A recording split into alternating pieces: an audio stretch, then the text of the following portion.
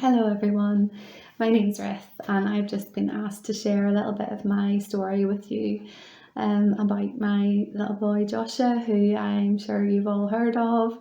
And I just want to say thank you for all the prayers that have gone up for Joshua and the words of encouragement and for reaching out to us during that time.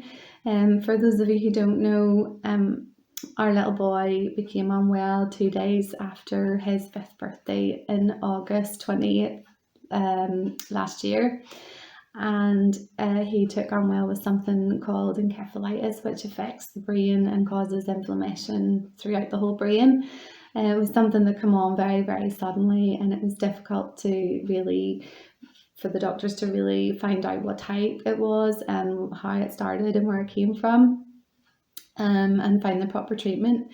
But Joshua lost all his ability to move or eat or speak, and he had seizures, and he ended up spending a period of time then in intensive care, which was, as you can imagine, every parent's worst nightmare. But again, I just want to say in this short time how much your prayers sustained not only Joshua and brought him through, but sustained me and us as a family. And personally, I believe God really worked in my heart, because in the natural, it's not something that I could have functioned in. I couldn't have been as strong for Joshua as I was without the prayers of people holding me up. And James 5:16 says, "The effectual fervent prayer of a righteous man availeth much," and it truly, truly does. And when I couldn't pray, or I didn't know what to pray apart from please God, just bring him through, I believe your prayers just held us and held up our arms and helped us to fight on alongside our wee man. So just thank you, and never underestimate just how much those prayers touch God's heart and how much he hears them and how they move his hand, and he loves to hear the prayers of his saints. And I just want to share with you something as well to encourage you that God brought to my attention. So it was around the time that Joshua was still just really deteriorating, and they were trying various treatments and it hadn't been successful at that stage.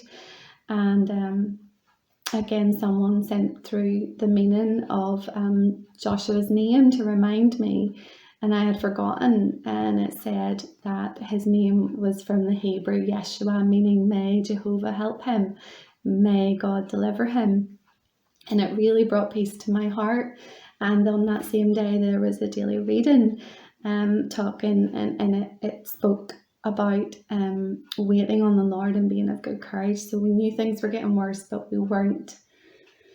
It was a time in the natural to panic, but that day that Joshua was transferred to ICU,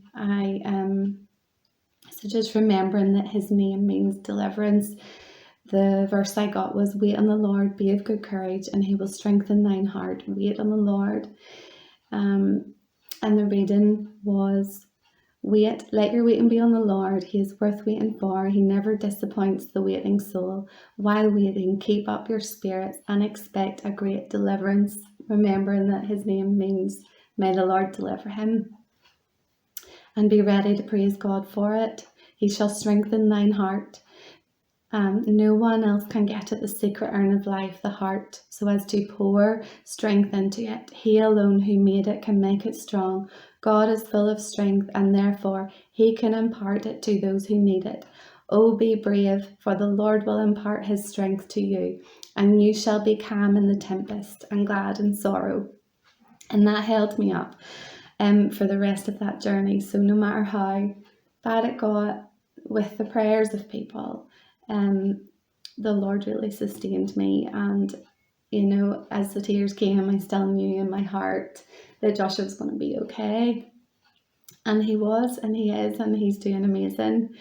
And just again, thank you. Thank you so much, and keep praying, because it really makes a difference. God bless.